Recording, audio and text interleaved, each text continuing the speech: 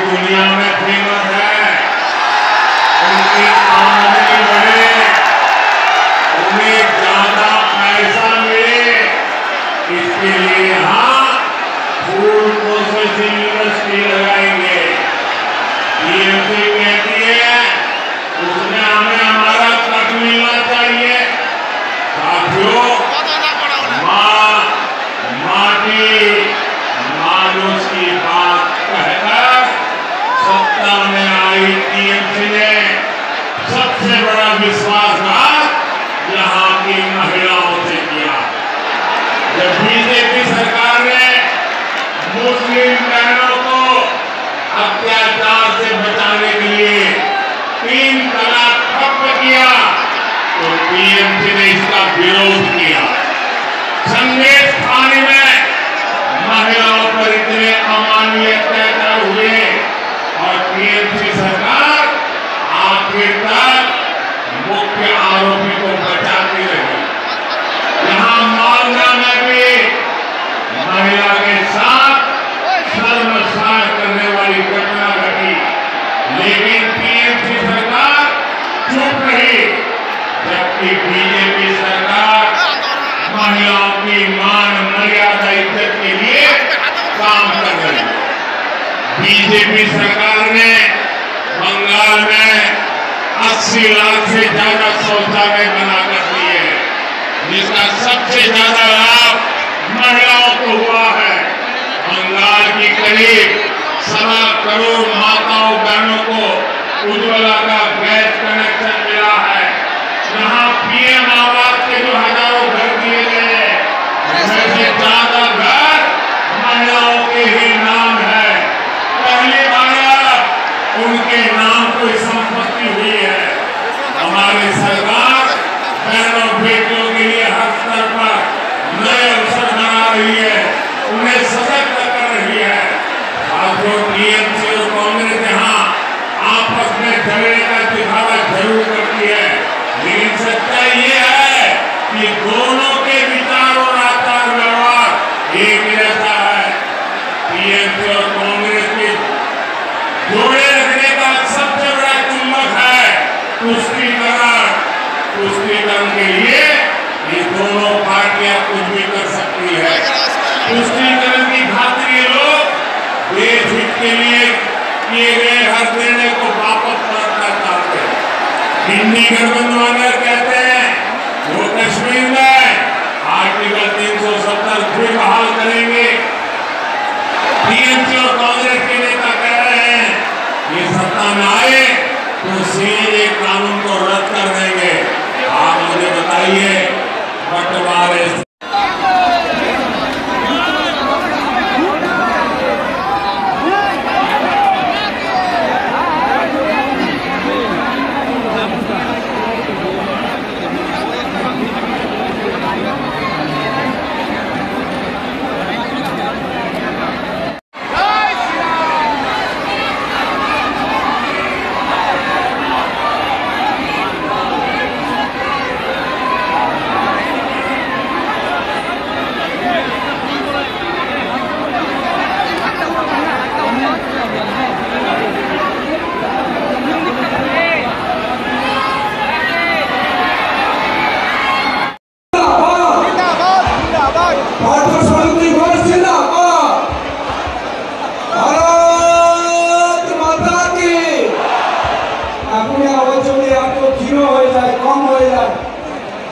আমাদের তো লড়াইয়ের আরো 10 দিন বাকি আছে, যেটা আমরা সারা দেশের সাথে আমরা মালদা উত্তর এবং মালদা দক্ষিণ লোকসভা কেন্দ্রে সমস্ত আমাদের দেবতুল্য সমস্ত কার্যকর্তা পদাধিকারী এবং আমাদের সমস্ত দেবতুল্য ভোটার যাদের আরো জোর দিয়ে মনোবলটাকে আরো শক্ত করে আমাদের এই লড়াই সবাইকে আমাদের অবতীর্ণ হতে হবে।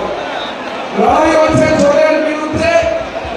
আমাদের দেশের প্রধানমন্ত্রী নরেন্দ্র মোদীজি তার যে সংকল্প, মানুষ হচ্ছে আমাদের দেশের প্রধানমন্ত্রী নরেন্দ্র মোদীজির পরিবার। তাই এই পরিবারের লড়াই হচ্ছে তৃণমূল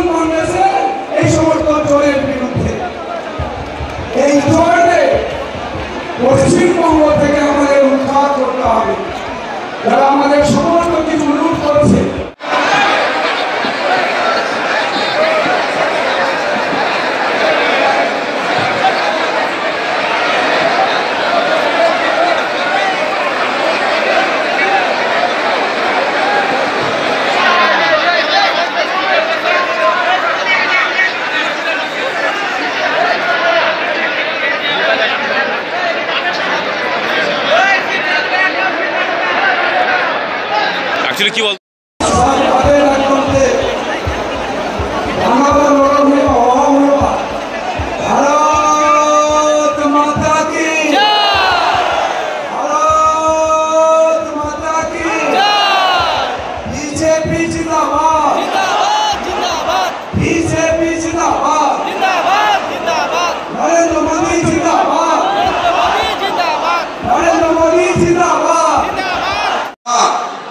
সুতপা মুখার্জি, সন্ধ্যা চৌধুরী, সুজিত কুমার বৈদ্য, মলয় কুমার, বিশ্বনাথ মালো, সুভাষ সরকার।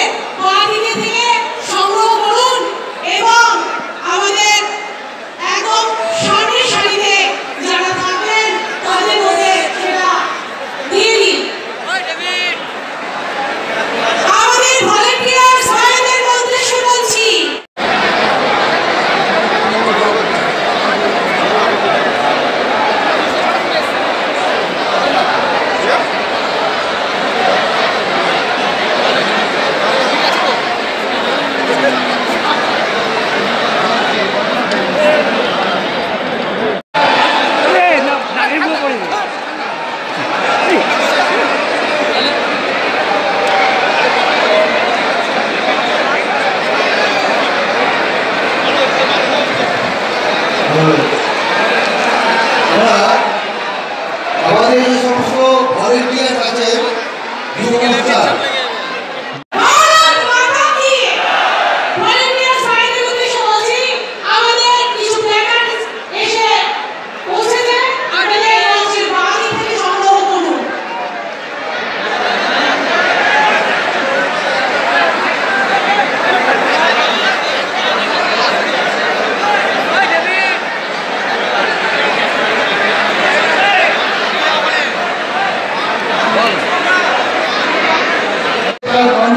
প্রবেশ করবে, আমরা সমস্ত যারা এখানে ভারতীয় জনতা পার্টি কর্মী এবং সমর্থক উপস্থিত হয়েছি তাদের কাছে অনুরোধ হবে মোদি মোদির আওয়াজটা হবে বলে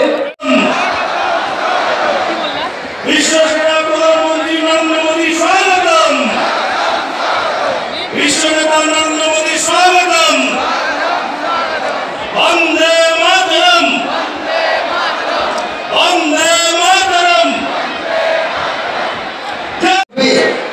অর্থাৎ মোদিজি যখন এই রোডে এখানে নামবেন আমরা দেখতে পাবো যে মোদিজি কারণ ঢুকছে, তো আমাদের মধ্যে যে আওয়াজটা হবে সেই আওয়াজটা হচ্ছে মোদি মোদি একটা ঢেউ উঠবে, ঢেউ আনন্দ।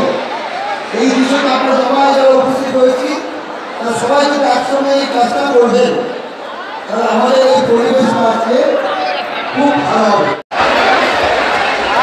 আমরা অল্প সময়ের মধ্যেই শুরু করব এবং মাননীয় প্রধানমন্ত্রী সোয়া 10টার দিকে এখানে নামবেন এবং তার অবগত পরেই তিনি আমাদের মঞ্চে চলে আসবেন।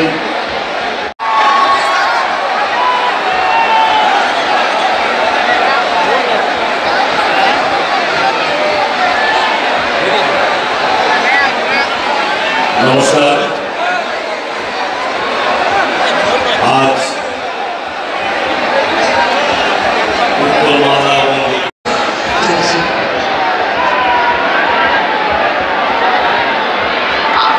আপনারা সবাই চুপচাপ বসুন।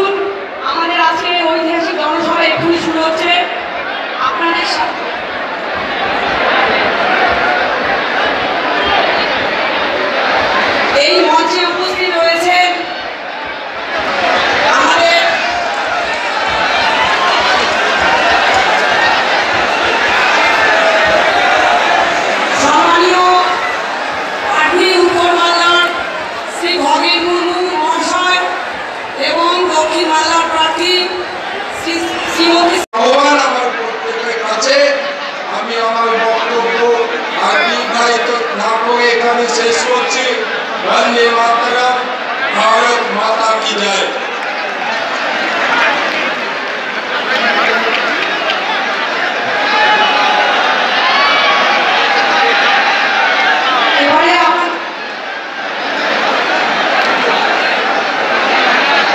এবারে আপনাদের সামনে বক্তব্য রাখবেন আমাদের উত্তর বাংলা সাংগঠনিক জেলার সভাপতি এবং বিশিষ্ট আইনজীবী সম্মানীয় উজ্জ্বল দত্ত মহাশয়।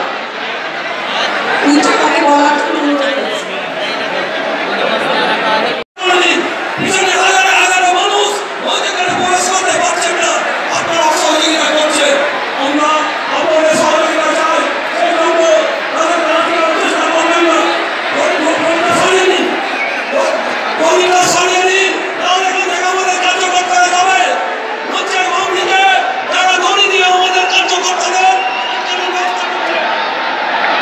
পুলিশ পার্সন আছেন মঞ্চের বাদিকে যারা দড়ি দিয়ে ভারতীয় জনতা পার্টিদের মেডিকেল গ্রাউন্ডের সামনে যারা পুলিশ পার্সন আছেন তারা আমাদের কর্মীদেরকে দড়ি দিয়ে আটকে দিচ্ছে।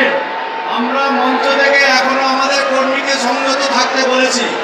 পুলিশ যদি দড়ি না সরিয়ে নেন, আমাদের সমর্থককে যদি সামনে না আসতে দেন, তাহলে কিন্তু পুলিশের উপরে সমস্ত দায়িত্ব বর্তাবে।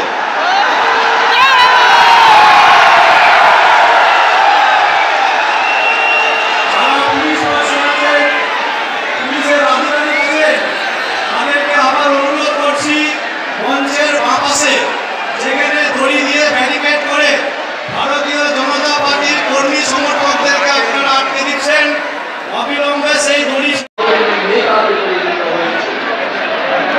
আমি আমার বক্তব্য দীর্ঘায়িত করব না।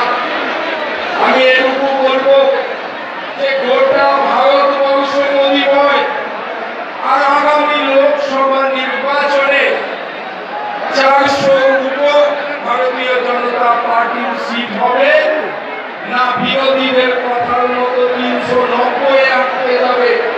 এই লড়াই শুরু হচ্ছে, কিন্তু আমাদের মালদাতে আজকে এই সভার পর থেকে আমরা যারা এই সভা থেকে ফিরে যাব, এই সংকল্প নিয়ে ফিরে যাব যে মালদার দুটো আসনই আমরা মোদীজিকে উপহার দিব।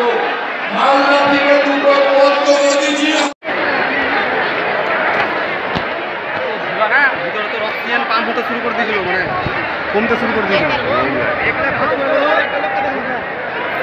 কত করে বললো